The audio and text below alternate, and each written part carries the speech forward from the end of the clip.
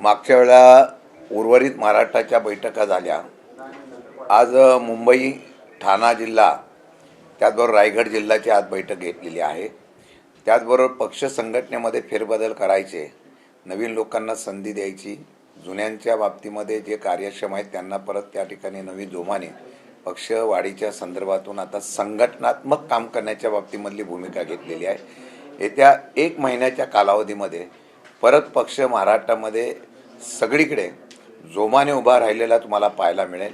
जे पक्षाच्या पदाचा फक्त पद घेतलेलं आहे पण कार्यरत नसतील त्यांना बदलून पक्षाच्या माध्यमातून चळवळीतून आता आंदोलनाची भूमिका घेणारे कार्यकर्ते हे उभे करणार आहोत. तसंच 2029चं विजन डोळ्यासमोर ठेवून त्या ताकदीचा असलेला पदाधिकारी यांना आजपासूनच अशा प्रकारची ताकद देऊन पुढे वाटचाल करण्याची दिशा ही आम्ही ठरवतोय.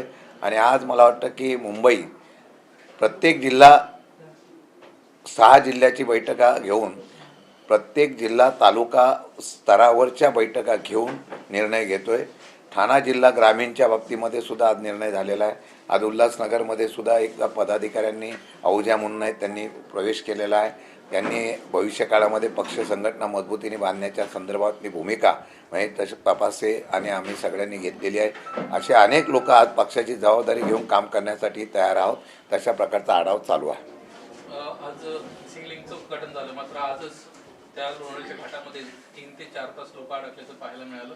प्रचंड वाहतूक समस्येचा ताण सहन करावा लागला लोकांना. सुप्रिया सुळे देखील त्या वाहतूक कोंडीत आज सुप्रियाताई, आम्ही सगळेजण महाराष्ट्र दिनाच्या माध्यमातून हुतात्मा चौकावर अभिवादन करण्यासाठी एकत्र येणार होतो, वंदन करण्यासाठी येणार होतो. पण ताई 3 तास त्या असलेल्या ट्रॅफिकमध्ये अडकलेलं आहे. खरं म्हणतं तर हे सरकार इव्हेंट सरकार आहे. मी मागेही सुद्धा सांगितलं होतं, काम केल्यानंतर त्या कामाचं श्रेय घेण्याच्या बाबतीमधली चढाओढ करणारे सरकार आहे. म्हणजे आम्ही किती लवकर या ठिकाणी प्रवास सुखकर केला असं दाखवतात. मी एका सभागृहामध्ये सांगितलं होतं, मला चर्चा करताना एकाने सांगितलं होतं, अटल सेतूवरून तुम्ही किती तास येत आहे, किती लवकर येत आहे, फ्रीवरून किती लवकर येत आहे. म्हणलं लवकर येताना मी तिथून लवकर येतो, नंतर पुढे जाताना 1.5 तास जातात, त्याचं काय. म्हणजे आत्ता फक्त या कामाचं श्रेय घ्यायचं आणि आम्ही कसं काम केलं यासाठी सामान्य जनतेला जो त्रास होतोय ते आता श्रीलिंगच्या आपल्याला उद्घाटनाच्या निमित्ताने पाहायला मिळाला. परंतु ह्या एकीकडे मिसिंग लिंकचं उद्घाटन होतंय, परंतु या राज्यामध्ये खरा इन्फ्रामॅन कोण यावरती देखील अनेक प्रश्नचिन्ह उपस्थित होतात. अनेक ट्विटर वॉर्स होताना पाहायला मिळतात. एकनाथ शिंदे 4 दिवसांपूर्वीच याच मिसिंग लिंकची पाहणी करून आले आणि फोटो सेशन करून आले. म्हणजे असं आहे की आज उद्घाटन शासनाच्या वतीने, राज्य सरकारच्या वतीने मुख्यमंत्री आणि दोन्ही उपमुख्यमंत्री करणार अशा प्रकारची चर्चा मागेच झाली होती. पण तरीसुद्धा हे काम मी केलं हे दाखवण्याच्या संदर्भातून एकनाथ शिंदेंनी 4 दिवसापूर्वी त्याची पाहणी दौरा केला आणि त्या प्रकारचं हेच काम मीच केलेलं आहे असं दाखवण्याचं सिद्ध केलेलं आहे किंवा दाखवण्याचा प्रयत्न केलेला आहे. मला वाटतं की आता यांच्यामध्ये अंतर्गत स्पर्धा फार मोठ्या प्रमाणात आहे आणि मी कशी कामं चांगली करतोय अशा प्रकारची स्पर्धा आम्हाला या सर्व गोष्टीतून महाराष्ट्रात पाहायला मिळते. सर, आज सिलेंडर व्यावसायिक सिलेंडरच्या दरात जवळपास 933 रुपयांची वाढ पाहायला मिळते. खरं तर या व्यावसायिक सिलेंडरच्या दरात झालेल्या वाढीमुळे याचे परिणाम जे आहेत ते सर्वसामान्य लोकांना देखील पाहायला मिळणार आहेत. कारण की हॉटेल इंडस्ट्रीजचे जे काही खाद्यपदार्थांचे रेट्स आहेत ते मोठ्या प्रमाणात महागले जातील. नाही, हे महागाईच्या बाबतीमधला विषय हा वेगळाच आहे. माझं तर आजही म्हणणं आहे, सरकार सत्य परिस्थिती का लपवत आहे. कोविडच्या कालावधीमध्ये ज्या वेळेला असे प्रकार झाले त्यावेळेला सरकारच्या वतीने, राज्य सरकार, केंद्र सरकारच्या वतीने त्याचं गांभीर्य दाखवण्यात आलं होतं. आजही युद्ध परिस्थितीवर अशा प्रकारच्या परिस्थिती निर्माण होऊ शकते हे लक्षात घेऊन सरकारने ते जाहीर करणं गरजेचं आहे. केंद्र सरकार, राज्य सरकार, पण दोन्ही सरकार सांगत आहे की कुठेही तुटवडा पडून देत नाही, कुठेही तुटवडा पडून देत नाही. मग महागाई का वाढते? मग LPG गॅसच्या बाबतीमध्ये, व्यावसायिक गॅसच्या बाबतीमध्ये दर का वाढवले गेले? आजच आम्ही वर्तमानपत्रामध्ये बघितलं, कच्च्या तेलाचा परत भाव वाढलेला आहे. याचा परिणाम नुसता तेवढ्यापुरतं न होता बाकीच्या सगळ्या व्यवसायावर होतोय आणि त्याचं सरकार लपवतं हे दुर्दैवाने आहे. माझ्या माहितीप्रमाणे या सर्व गोष्टीच्या संदर्भामध्ये आम्ही कसं या युद्धामध्ये सुद्धा चांगल्या पद्धतीने काम करतो हे दाखवण्याचा कैविलवाना प्रयत्न केंद्र राज्य सरकार करत आहे. मला वाटतं हे चुकीचं आहे आणि जनतेला त्याला सत्य परिस्थिती आता जनतेला कळायला लागलेली आहे. विधान परिषद निवडणूक सध्या बिनविरोध झाली, तुम्ही देखील खरं तर नुकतेच निवृत्त झालेला आहात. एकीकडं बच्चू कडू यांना आपल्या संघटनेचं प्रमुख पद जे आहे ते असताना देखील थेट शिवसेनेत प्रवेश केला आणि कुठेतरी पक्षाला रामराम करत केवळ आमदारकीसाठी प्रवेश केला, अशा पद्धतीचं सध्या महाराष्ट्रामध्ये चित्र आहे. शशिकांत शिंदेंना अशाच आमच्याकडे काही प्रलोभन आली होती का किंवा विचारणा झाली होती का? कारण विधान परिषदेमध्ये तुमचं काम पाहता तुमच्या वर्चस्वावर बोलणारा कोणी माणूसच नाहीये. अशा वेळी शशिकांत शिंदेंना घेतली होती, म्हणजे काही विचारणा झाली का? नाही, मला 2014 पासून बऱ्याच ठिकाणी मला तशा प्रकारची चर्चा झाली होती, होत होती. शेवटी काय आहे, तुम्ही म्हणाली वस्तुस्थिती आहे. विधान परिषदेमध्ये काही स्पेस लागतो, चेहरा लागतो, जो सरकारच्या पक्षाची भूमिका मांडणारा स्ट्रॉंग असावा लागतो. मी असं म्हणणार नाही, परंतु विधान परिषदेमध्ये आम्ही काही असे लोक होतो की आम्ही ज्यावेळा बोलायला उभं राहायचो किंवा मुद्देसूद मांडायचो त्यावेळेला त्याचा निश्चितपणाने उल्लेख ज्यावेळा आमच्याबद्दल आभारच्या बाबतीमधलं भाषण होतं त्यावेळेला मुख्यमंत्री, दोन्ही उपमुख्यमंत्री आणि अनेक सदस्यांनी केला. मला वाटतं की आत्ताच्या ह्याच्यामध्ये सुद्धा अशा प्रकारची चर्चा काही लोकांनी आमच्याशी करण्याचा प्रयत्न केलेला होता. त्या केल्यानंतर सुद्धा माझं नेहमी एकच तत्त्व असतं की मी शरद पवारांचा निष्ठावंत पाईक आहे. त्यामुळे अशा चर्चेच्या माध्यमातून त्यांना पण कल्पना होती की आपण केलं, राज्याचा अध्यक्ष म्हणून मला जबाबदारी आहे. ज्यावेळेला अशा प्रकारची चर्चा जेव्हा केली गेली किंवा करण्याकरता चर्चा झाली तरी त्यांना माहिती आहे की शशिकांत शिंदे पवारसाहेबांना काही सोडणार नाही. त्यामुळे पवारसाहेबांच्यावर असलेले निष्ठावंत म्हणून माझा जो शिक्का आहे तो मला योग्य आहे आणि तशा प्रकारचा तो माझा अभिमान आहे. संध्या येत असतात, राजकारणामध्ये सगळं काही तसंच राहतं असं नसतं. आज ना उद्या बदल होत असतो. त्यावेळेला बदलाच्या वेळेला आपण आज महाराष्ट्रामध्ये एक विरोधी पक्ष म्हणून उभा करण्याच्या बाबतीमधला स्ट्रॉंग पर्याय हा उभा करण्याचा मी प्रयत्न करीन आणि त्या प्रयत्नातून महाराष्ट्र परत एकदा, आज 1 मे आहे आणि मला वाटतं छत्रपती शिवाजी महाराज, शाहू फुले आंबेडकरांचा महाराष्ट्र, पुरोगामी महाराष्ट्र उभा करण्यासाठी यशस्वी होऊ आणि 2029ला 100% परिवर्तन होईल अशा प्रकारचा निर्णय घेण्याचा प्रयत्न मी करेन. सुप्रिया सुळेंनी खरं तर एका दिवसापूर्वीच वक्तव्य केलं की पवार विरुद्ध पवार ही लढाई आता बारामतीमध्ये होणार नाही, अशा पद्धतीचं वक्तव्य सुप्रिया सुळेंकडनं होताना पाहायला मिळतंय. परंतु पुन्हा एकदा रोहित पवार म्हणतात की जर तो राष्ट्रवादी काँग्रेस, अजित पवारांचा पक्ष हा जर सत्तेसोबतच राहिला तर पवार विरुद्ध पवार अशी मात्र लढत होऊ शकते. नाही, पवार साहेबांचा एक ओळख जी बारामतीची आहे पवार कुटुंबियाची, आणि शरद पवार साहेबांनी हे कुटुंब फार मोठ्या प्रमाणात जपलेलं आहे. मध्यंतरीच्या काळामध्ये ज्या पद्धतीने अजितदादांचा दुर्दैवाने निधन झाल्यानंतर ती सल जी आहे ती पवारसाहेबांच्या मनामध्ये पण आहे आणि सुप्रियाताईंच्या पण मनामध्ये आहे. बघा, राजकारणामध्ये कुटुंबामध्ये विभाजन होऊन राजकारण करण्याच्या बाबतीमधली भूमिका घेणं हे कितपत योग्य आहे प्रत्येकाने ठरवलं पाहिजे. प्रत्येक पक्षाने केलं होतं. आम्ही सांगितलं ना की अजितदादांचा जेव्हा उमेदवारी निधनानंतर उमेदवारी अर्ज भरायचा होता, पहिल्या प्रथम आम्ही जाहीर केलं की आम्ही काय उमेदवार देणार नाही.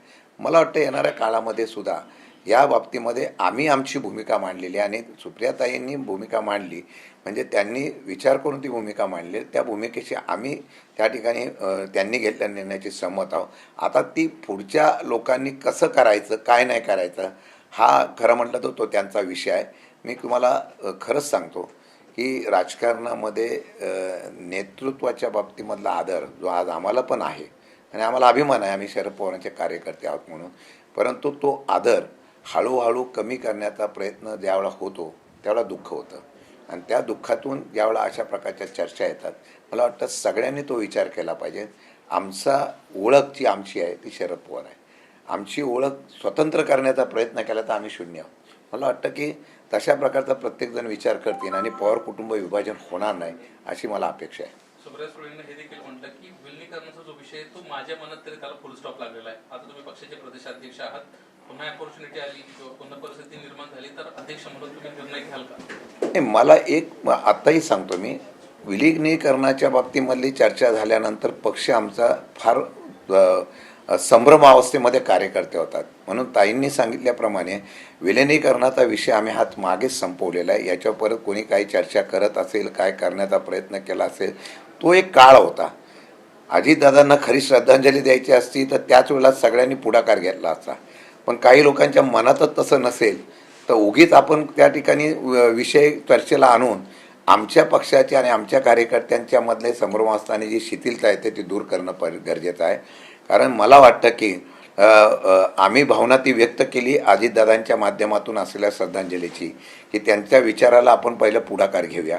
परंतु तिथून तशा प्रकारची चर्चा होत नसेल आणि त्यांच्या मनामध्ये काही लोकांच्या सत्तारूढ पक्षाच्या काही लोकांच्या पक्षाच्या नेत्यांच्या अशा मनामध्ये जर असेल की हे होऊ नये, तर उगीच त्याच्या पद्धतीने करणं कितपत योग्य आहे. म्हणून ताईंनी सांगितलेला विषय खरंच आहे की आम्ही आता पक्ष संघटना मजबूत करून आम्ही कामाला लागलेलो आहोत. विलिनीकरणाचा प्रश्न मागेही तुम्हाला सांगितलं होता अध्यक्ष म्हणून, आता हा थांबलेला आहे, तो थांबवलेला आहे.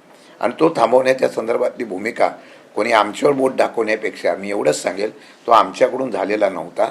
ज्यांच्याकडून झालं त्यांच्या मनामध्ये तसे विलिनीकरणाची इच्छा होती का, हा त्यांनी प्रश्न विचारावा. परंतु पुन्हा एकदा जर संधी भेटली तर विलिनीकरण होईल. विलिनीकरणासाठी तुमची वैयक्तिक इच्छा असते. जर तर त्या भाषेवर आता निर्णय होत नाही, भावना लागते आणि ती मनापासून लागते. ती भावना जर असेल तर विलिनीकरण मागेच झालं असतं. ती भावना जर नसेल तर विलिनीकरणाची चर्चाच बोतट आहे. ती भावना मागेच असेल तर मागच झालं असतं विलिनीकरण. त्याला आता मुहूर्त कशाला बघायचा, आता कधी आज होईल, उद्या होईल, परवा होईल. मला वाटतं ती भावना जर नसेल तर त्या चर्चा करण्याची बोतट चर्चा करण्याचा काय फायदा नाही, असं माझं मत आहे. दादा गेले त्यावेळेसच ही भावना संपली आहे. आमच्याकडून संपली नव्हती. आजही आम्ही अजितदादांच्या बाबतीमध्ये कोणीही सांगू दे, हे राजकारणासाठी अजितदादांचा विषय. अजितदादांबद्दल आजही कार्यकर्त्यामध्ये एक वेगळ्या पाण्याने नेता गेल्यानंतर कळलं त्या नेत्याचं महत्त्व काय. मला वाटतं की त्या नेत्याचं गेल्यानंतर महत्त्व कळलेलं आहे. आमचं आजही त्यांच्याबद्दलची भावना चांगली आहे, आदरयुक्त आहे, उद्या पण राहणार आहे. परंतु एक आहे की त्यांनी जो पुढे येणारा संघर्ष ओळखला होता, म्हणून पक्ष मजबूत करण्याच्या बाबतीमधली भूमिका घेतली होती. आणि खरंच सांगतो तुम्हाला, त्यांची मानसिकता पवारसाहेबांबद्दल फार वेगळी होती. तुम्ही बघितलं असेल ते ज्यावेळेला बोलायचे त्यावेळेला तुमचा एक शब्द मी तुम्हाला टी व्हीवरचा आहे की कुटुंब फुटू नये, कुटुंब फुटल्यावर काय त्रास होतो हे त्यांनी डोळ्यात पाणी आणून सांगितलं होतं. हाच विषय घेऊन सुप्रियाताई बोलल्या आणि त्याच मुद्द्याला धरून भावनिक असलेला दादा पवारसाहेबांच्याकडं ज्यावेळेला ह्या अपेक्षेने बघत होते आणि पवारसाहेबांकडून त्यांनी निर्णय घेण्याच्या बाबतीमधली भूमिका आम्ही घेतली, त्याला तोच विषय होता. पण आता त्याचं गांभीर्य बाकीच्यांना किती आहे मला माहीत नाही. सर, आता अध्यक्षपदावरची जबाबदारी घेऊन बरीच महिने तुम्ही झालेले आहेत. पण पक्षाला वेगवेगळ्या पदावरची प्रमुख पदं पाहिजे होती, ते अजूनही नाही आहेत.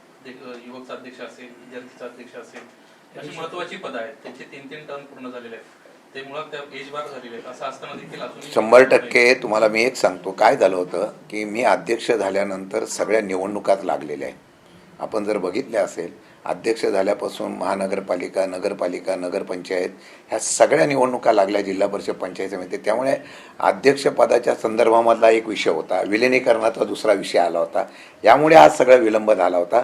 तुम्हाला मी 1 महिन्याच्या नंतर त्या होईल त्यावेळी आज सगळा बदल तुम्हाला पाहायला भेटेल.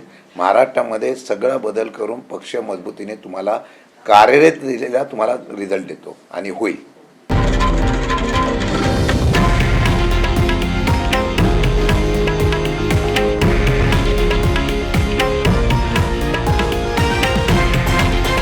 हे आहे देशातील नंबर 1 न्यूज नेटवर्क आणि आपण पाहत आहात TV9 मराठी, एकमेव.